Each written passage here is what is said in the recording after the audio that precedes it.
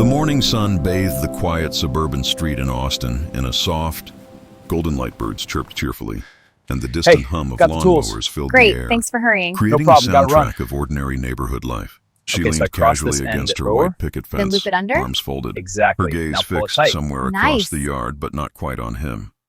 It was a small, comfortable street where neighbors waved, but mostly kept to themselves. Yet today felt different. There was something in her eyes, a mix of vulnerability and mischief that made the world seem to pause. He was just returning from his morning jog, sweat glistening on his forehead and a toolbox slung over one shoulder. He slowed as he approached, surprised to see her there so early morning. He called casually, expecting a wave or a brief nod. But she didn't wave instead. She sighed softly and muttered words that made him stop in his tracks. It's been 2 years without a man. She confessed, her voice barely louder than a whisper. He blinked, unsure if he had heard her correctly. The words hung in the air, almost surreal, against the mundane backdrop of neatly trimmed lawns and parked SUVs. He looked at her, unsure how to respond. Her eyes met his, holding a strange honesty he hadn't expected. There was no judgment, no shame. Just a simple, quiet truth. Okay, he said awkwardly, scratching the back of his neck. He wasn't sure if he was supposed to say something clever, comforting or sympathetic, but before he could fumble further, she added almost playfully, "Maybe you could help me with that." He froze, puzzled. "Help with that?" he asked, genuinely curious but careful not to offend. She smiled faintly, a mixture of hope and challenge in her gaze. "Yes, I think you know what I mean," she said, her tone light, yet somehow intimate. He set the toolbox down, suddenly aware of the warmth in the morning air, and the sudden closeness of her presence. Something about her, the way she leaned against the fence, her hair catching the sunlight, the faint trace of laughter in her eyes, made his chest tighten in a way he couldn't quite explain. He wasn't sure if he should laugh, offer a joke, or just accept the challenge, but instinctively he stepped closer. "I can try," he said finally, a confident edge to his voice that masked the nervous flutter in his stomach. She tilted her head, studying him for a long moment before nodding. "Good," she said simply. "I'd appreciate it." As he moved closer, he realized this was no ordinary morning, and she was no ordinary neighbor. What began as a simple offer of help already felt like the start of something unpredictable, a shift in the rhythm of his daily life that he hadn't seen coming. And somehow deep down, he knew that both of them were standing on the edge of something neither of them could quite name yet. The air between them hummed with possibility. And for the first time in a long time, the quiet street seemed full of potential. He followed her gaze to the garden hose. A twisted, stubborn mess sprawled across her small front yard. "This one, huh?" he asked, kneeling down to untangle it. She stepped back, hands on her hips, watching him with a mixture of amusement and relief. The sun glinted off his sweat-dampened hair, and she felt a strange flutter in her chest. It was just a hose, she told herself, but somehow the way he moved, confident, careful, attentive, made her feel like more than just a neighbor seeking help. "Honestly, I didn't think anyone would even notice it," she admitted, her voice softer now, tinged with vulnerability. "It's been sitting like this for days." He grinned, finally freeing a stubborn kink. "Well, I'm happy to notice," he said lightly, his tone teasing but warm. His fingers brushed hers for just a moment. As he handed her the end of the hose, a shiver ran up her spine, though she quickly turned her gaze toward the neat flower beds bordering her yard as they worked side by side. Conversation began to flow naturally. At first it was casual comments about the weather, local events, the best taco place in town, but soon it shifted into something deeper. She told him about her job at a small marketing firm downtown, the challenges of managing clients, and how she'd spent the past 2 years focusing on herself. He listened intently, nodding, asking questions that showed he was truly interested. "And what about you?" she asked, brushing a stray lock of hair behind her ear. "Do you ever get lonely?" He hesitated, then smiled. "I guess I did before you showed up," he said, trying to sound casual, but failing to hide the warmth in his tone. She laughed softly, a sound that made him want to hear more. The minutes slipped by unnoticed, their laughter mingled with the distant sounds of sprinklers and lawnmowers, a quiet soundtrack to this unexpected morning together. He noticed the curve of her smile, the way her eyes lit up when she was amused, and how natural it felt to be near her. For her part, she realized how easy it was to talk to him, to let down walls she hadn't let anyone breach in years. Finally, the hose was untangled, neatly coiled and tucked away. He wiped his hands on a rag. Glancing at her, "They're all set," he said. "Thank you," she replied, genuinely grateful, though she felt the gratitude ran deeper than just the task. "I don't know what I'd have done without you," he shrugged, pretending modesty. It's nothing, I actually enjoyed it, he said, meeting her gaze with a sincerity that made her heart skip a beat. For a moment the world seemed to shrink to just the two of them, standing in the warm morning light. The fence that separated their yards felt less like a barrier and more like a bridge, connecting two people who had been quietly waiting for something, or someone to change the rhythm of their ordinary lives. As he gathered his tools to leave, she called out softly, "Hey, maybe we can do this again sometime."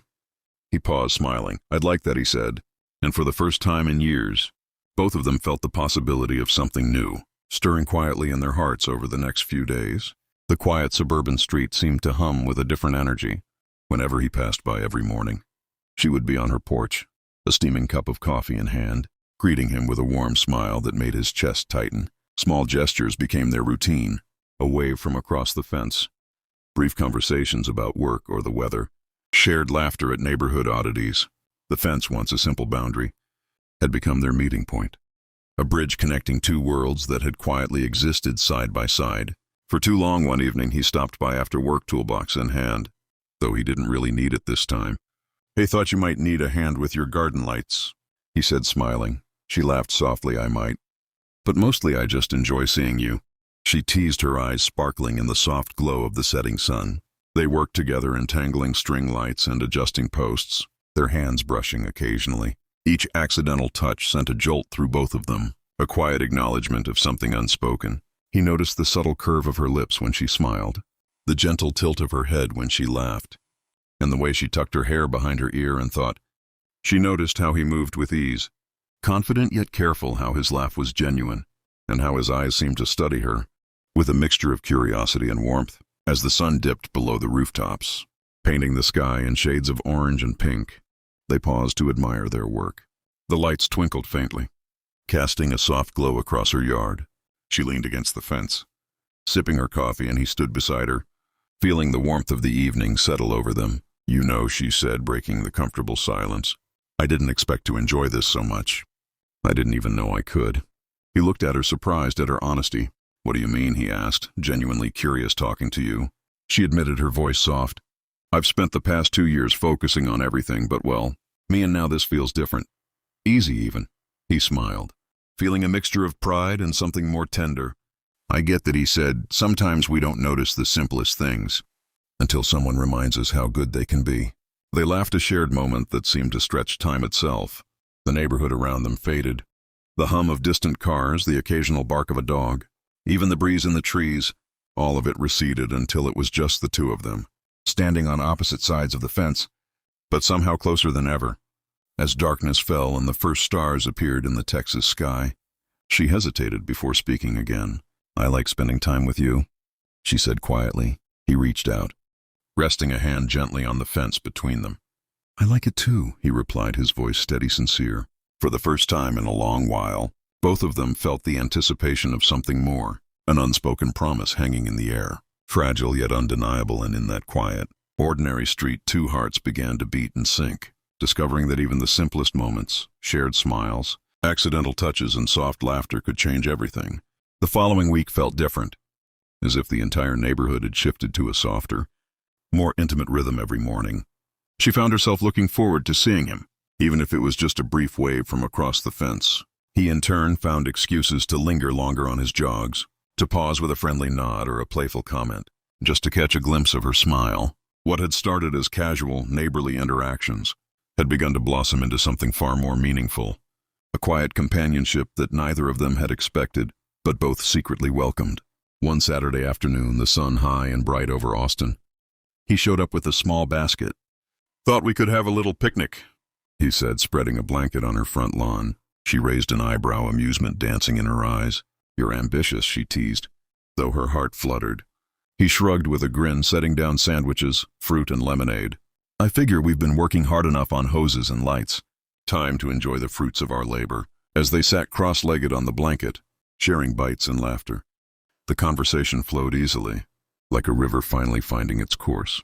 She told him about her favorite childhood memories in Austin, the streets she used to explore as a girl, the secret spots only locals knew. He shared his love for vintage cars, the afternoons spent fixing engines in his garage, and dreams he hadn't told anyone else.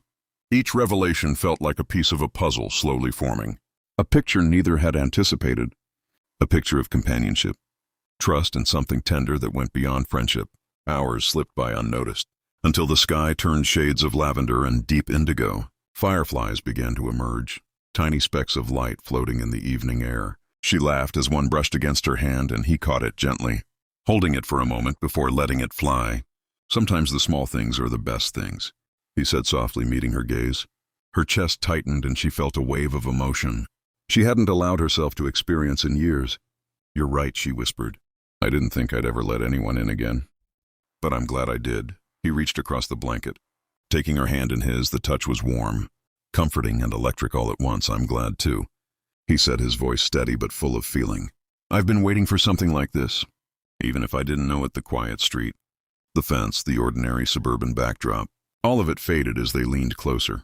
The moment was gentle, a tentative brush of lips that carried the weight of 2 years of solitude. Melting away, they pulled back, smiles wide and hearts racing, realizing that what had begun with a simple request for help had grown into something neither of them wanted to end. As the evening deepened and the first stars appeared above Austin, they stayed on the blanket, hands entwined, talking and laughing quietly.